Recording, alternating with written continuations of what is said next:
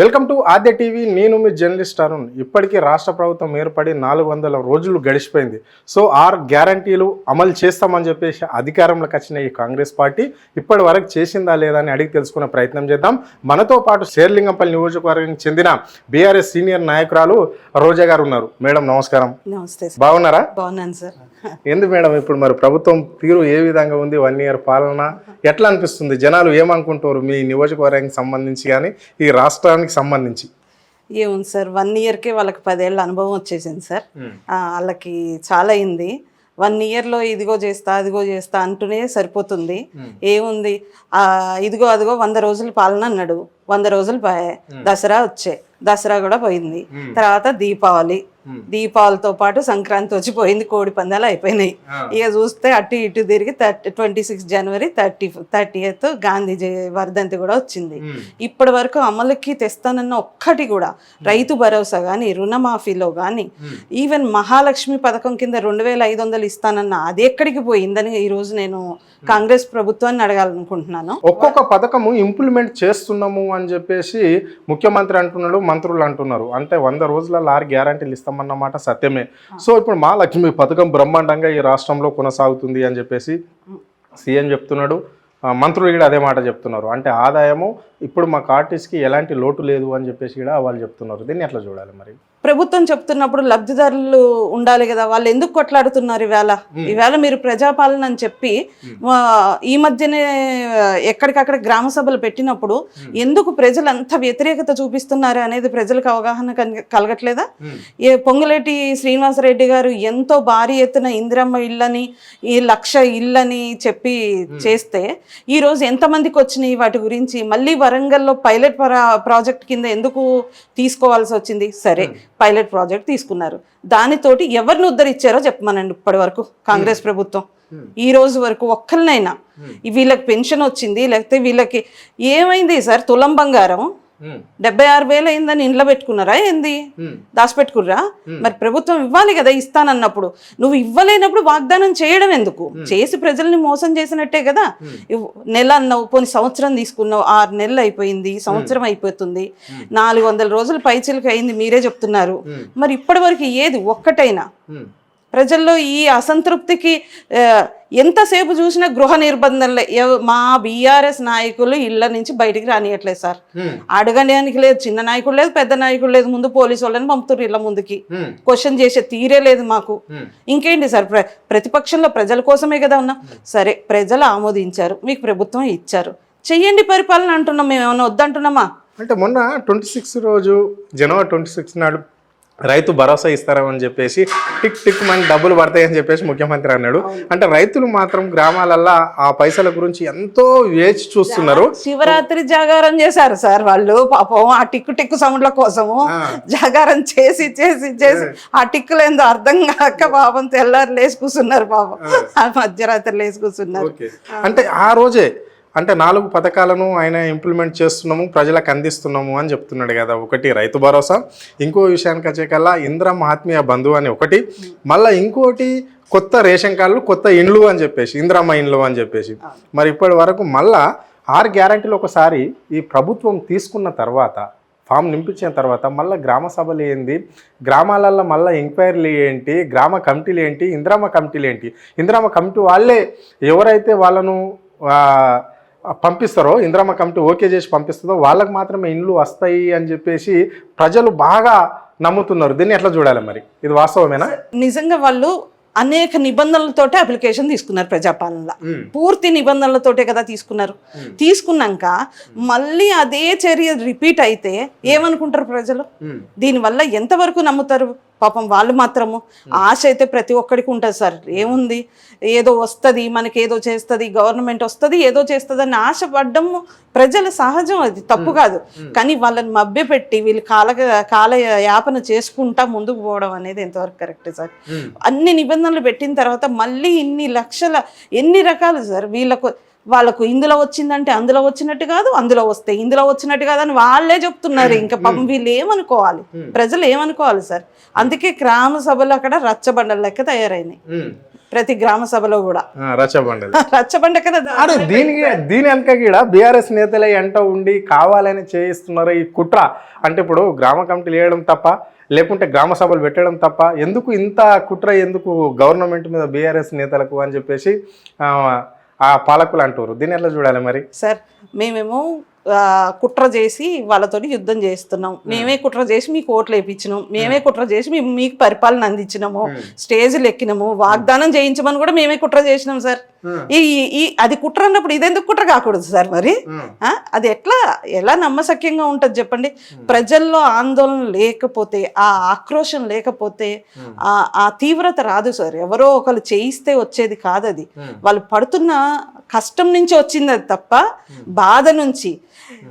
Already మనము సౌకర్యాలు పొంది ఏదైతే మన కేసీఆర్ గారు ఇప్పటి వరకు అందించారు, ఆయన మహాలక్ష్మి పథకం కింద మహాలక్ష్మి కాదు, పెన్షన్ ప్రకారం ఏది ఇచ్చారో అది ఇచ్చారు. కళ్యాణ లక్ష్మి కింద ఏమి ఇవ్వాలో అది తీసుకుని ఉన్నారు వాళ్ళు. ఆల్రెడీ దళిత బంధు కింద తీసుకొని ఉన్నారు. ఒక్కొక్క ప్రాంతంలో ఎవరెవరికి ఏమేమి ఇవ్వాలి అని ప్రతి నిమిషము ఆలోచించారు. ఇలా లెక్క పైలట్ ప్రాజెక్టు లేదు, వంకాయ లేదు.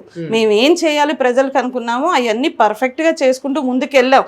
వాటి లబ్ధిని కూడా వీడు తగ్గించబట్టి కదా కాంగ్రెస్ ప్రభుత్వం మీద వ్యతిరేకత వచ్చింది. ఓకే, ఇప్పుడు పైలట్ ప్రాజెక్టు అంటే ఏంటి మరి? ఆ పైలట్ ప్రాజెక్ట్లో ఏమేమి ఉంటాయి అంటే ఓన్లీ మండలికి ఒక విలేజ్ని ఎంపిక చేస్తున్నాము అని చెప్పేసి వీళ్ళు గవర్నమెంట్ అంటుంది. అందులో ఏముంటాయి మేడం మరి? ఇప్పుడు మొన్న 26 జనవరి రోజు ఇచ్చిన 4 పథకాలకేనా?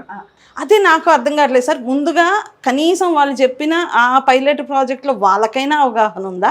అది ప్రజలకు చేరిందా? ఆ పైలట్ ప్రాజెక్ట్లో ఆ 4 పథకాలకైనా ఇంప్లిమెంటేషన్ ఉంటుంది అనే దాంట్లో ఎంతవరకు సత్యం ఉంది అనేది ప్రజలకు చేరాలి కదా సార్. చేరితే వాళ్ళు కాముగానే ఉంటారు కదా. వాళ్ళకి ఎందుకు చేరలేదు? వాళ్ళు అనుభవిస్తున్నారు సార్. ఏది కరెక్ట్గా ఉంది సార్? రోడ్ల రద్దీ పెరిగిపోయింది.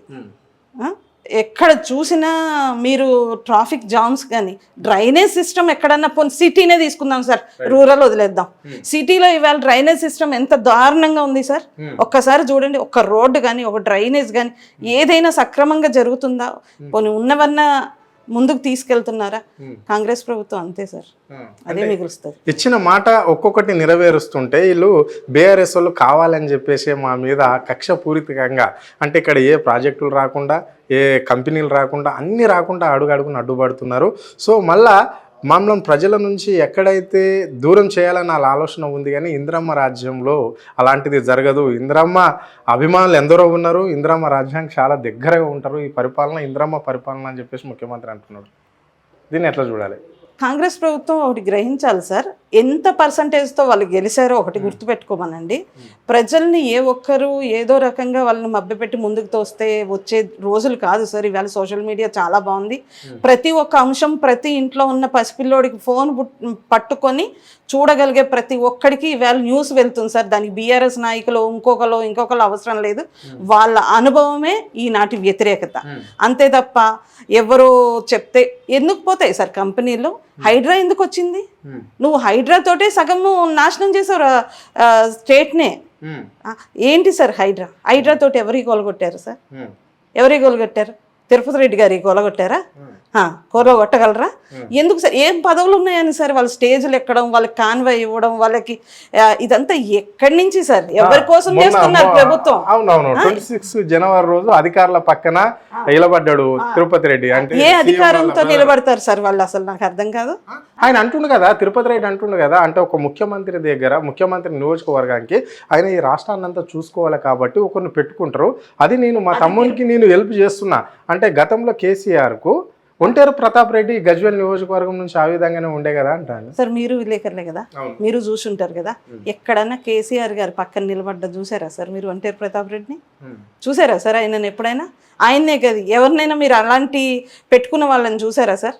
ఆయన తిరుపతి రెడ్డిని ఎందుకు పెట్టుకోవాలి సార్? ఊర్లో ఇంకెవ్వరు లేరా రాజకీయం చేసేటోళ్ళు? లేకపోతే నియోజకవర్గం లేకపోతే రాష్ట్రానికి గురించి అనుభవం ఉన్న వాళ్ళు లేరా సార్? తిరుపతి రెడ్డి ఆయన తమ్ముడు వాళ్ళ అన్నలే కావాల్సి వచ్చారా సార్ రేవంత్ రెడ్డి గారికి? మా కుటుంబమే సేవ చేస్తుంది అని చెప్పేసి అంటున్నాడు కదా. ఏ పదవులు ఆశిస్తలేదు. అయినప్పటికీ కూడా వాళ్ళకేమో సార్, ఒకసారి ఆలోచించండి. ఈ పైలట్ ప్రాజెక్ట్స్ అన్ని వాళ్ళకేనేమో చూడండి. కుటుంబ పాలన కోసం ఏమో వాళ్ళ గురించి. ఇప్పుడు బీఆర్ఎస్ ని కుటుంబ పాలన అన్నారు సార్. ఇప్పుడు వాళ్ళని ఏమనాలి? వాళ్ళది కాదా? కుటుంబ పాలన కాన్వాయిలు పోతాయి వెనకాల కాన్వే వెళ్తుంది అన్నీ సార్ రాచ మర్యాదలు సీఎంకి ఎలా జరుగుతున్నాయో వాళ్ళ తోడబుట్టిన వాళ్ళకి అన్ని అదే విధంగా జరుగుతున్నాయి ఈ రోజు రాష్ట్రంలో. ప్రతి ఒక్క సామాన్యుడికి దాని గురించి తెలుసు. సరే పోనీయండి, అనుభవించనీయండి, కొద్ది కాలమే కదా వాళ్ళు అనుభవించేదని ఊరుకుంటున్నారు అంతే ప్రజలు. మరి ఎట్లా అనిపిస్తుంది మేడం ఈ 1 year పాలన తీరు ఏ విధంగా అనిపిస్తుంది? మరి ప్రజలందరూ ఎట్లా ఉన్నారు ఏంటి అంటే ముఖ్యంగా ఇప్పుడు గ్రామ సభలు వేసి ఊళ్ళల్లో ఇట్లా పథకాలు ఇస్తామని చెప్తున్నారు. మరి ఈ హైదరాబాద్ సిటీకి సంబంధించి గ్రేటర్ హైదరాబాద్కి సంబంధించి మరి ఇక్కడ ఎవరన్నా అధికారులు వచ్చేసి వీళ్ళ సమస్యలు కావచ్చు లేకుంటే వీళ్ళకు ఇంప్లిమెంట్ చేస్తున్న పథకాలను గవర్నమెంట్ చేస్తున్న పథకాలకు ఏమన్నా వీళ్ళు దరఖాస్తులు తీసుకుంటున్నారా? దరఖాస్తులు తీసుకున్నది వాళ్ళే, తీసుకున్నంత మాత్రాన వీళ్ళకి వస్తాయన్న గ్యారంటీ లేదని చెప్తున్నది కూడా అధికారులే. దీన్ని బట్టి ఏ విధంగా తీసుకోవాలి? ఇంకోటి సార్, కాంగ్రెస్ ప్రభుత్వంలో ఒక ప్రశాంతమైన జీవితాన్ని ఏ ఒక్క సామాన్యుడు గడపలేరు సార్.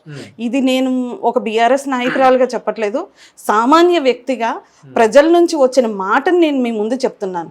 ఎప్పుడు వాళ్ళకి ఇలాంటి అల్లకల్లోలమైన పరిస్థితులు, పోలీసులు ఇళ్ల ముందుకు రావడము, లేకపోతే ఇవన్నీ ఎప్పుడు గత 10 సంవత్సరాల్లో బీఆర్ఎస్ పరిపాలనలో వీళ్ళెవరూ చూడలేదు సార్. వాళ్ళు ఏమని ఒక మాట అంటారు తెలుసా ప్రజలు, మేము సేఫ్ అండ్ సెక్యూర్గా ఉండగలిగాం ఇక్కడ, ఆ సెక్యూరిటీ వేళ మాకు కనిపించట్లేదు, రోడ్డు మీద వెళ్ళడానికి కూడా భయంగానే ఉంది. ఎక్కడ సార్ ఎక్కడ చూసినా వాళ్ళే కనిపిస్తారు. పోలీసుల కబంధ హస్తాల్లో రాష్ట్రాన్ని నడుపుతున్నారు తప్ప ఎలాంటి ప్రయోజనం లేదు సార్ ప్రజలకి. చివరిగా ముఖ్యమంత్రి అంటాడు ఇందిరమ్మ రాజ్యంలో ఎవరికి పేద ప్రజలకు కావచ్చు మహిళలకు కావచ్చు అసలే కష్టాలు ఉండయి అని ఆయన అంటాడు. మీరేమో పోలీస్ రాజ్యం అంటారు. పోలీస్ రాజ్యం సార్ ఏది సార్? మరి యువతకి ఇస్తానన్న 2 లక్షల ఇదేది 5 లక్షల కార్డ్ ఏదో హెల్ప్ చేస్తా కార్డ్ అన్నాడు, అదేది సార్? ఎలక్ట్రిక్ బైక్లు సార్ 18 సంవత్సరాల ఆడపిల్లలకి ఎలక్ట్రిక్ బైక్లు ఇస్తా అన్నాడు. నిన్ను అడిగామా మేము? నువ్వు అవన్నీ ఇవ్వని అడిగామా? నువ్వు చెప్పినప్పుడు చేయాలి కదా, కనీసం ముందుకన్నా ఇంప్లిమెంటేషన్ తీసుకొచ్చావా ఏదన్నా? అది కూడా లేదు కదా. ఇంకా ఎక్కడి నుంచి ఉంటుంది సార్? ఆ మహిళకే సెక్యూరిటీ లేదు సార్ ఇందిరమ్మ రాజ్యంలో. ఆడవాళ్ళకి ఎక్కడ సెక్యూరిటీ ఉంది చెప్పండి?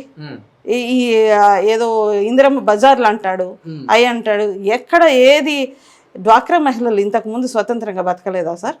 ఇవాళే వచ్చిందా డ్వాక్రా? వీళ్ళ నుంచి వచ్చిందా? వాళ్ళకి కలిగించిన లబ్ధి ఏంటో చెప్పమానండి సార్. ఇవాళ ఇదే కాంగ్రెస్ ప్రభుత్వాన్ని వడ్డీ లేని రుణాలు వాళ్ళకి ఇచ్చారు, వడ్డీలు మాఫీ చేస్తానని రైతు బంధు అన్నారు, వాళ్ళకి ఇచ్చినట్టే. అదెంత నిజం, ఇదంత నిజం. పేరుకే వడ్డీ లేని రుణాలు సార్, వాళ్ళకి పడుతుంది. ఈవేళ చాలామంది డ్వాక్రా మహిళలు తమ గ్రూపుల్ని నిర్వీర్యం చేసుకోవాలని కోరుకుంటున్నారు సార్, ఆ వడ్డీలు కట్టలేక. నిజం సార్, ఇది జోక్గా చెప్పట్లేదు నేను, చాలామంది బాధపడుతున్నదే నేను చెప్తున్నాను ఈరోజు.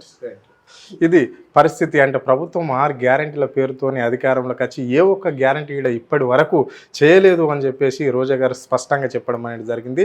మహిళల ప్రభుత్వము ఇందిరమ్మ రాజ్యం అని గొప్పలు చెప్పుకుంటున్న ఈ ప్రభుత్వం మహిళలను మాత్రం హింస కాండకే గురి చేస్తుంది అని చెప్పేసి చెప్తున్నారు. అంటే ఆర్థికంగా కావచ్చు, మానసికంగా కావచ్చు. ఫ్రీ బస్ అని పెట్టారు. ఫ్రీ బస్ ఎవరి గురించి? మహిళలు ఎంత ఇబ్బందులు పడుతున్నారో ఒక్కసారి వచ్చి సీఎం వచ్చి చూస్తే తెలుస్తుంది అని చెప్పేసి ఆమె చెప్పడం అనేది జరిగింది. కెమెరా పర్సన్ రవితో, అరుణ్, ఆద్య టీవీ, హైదరాబాద్.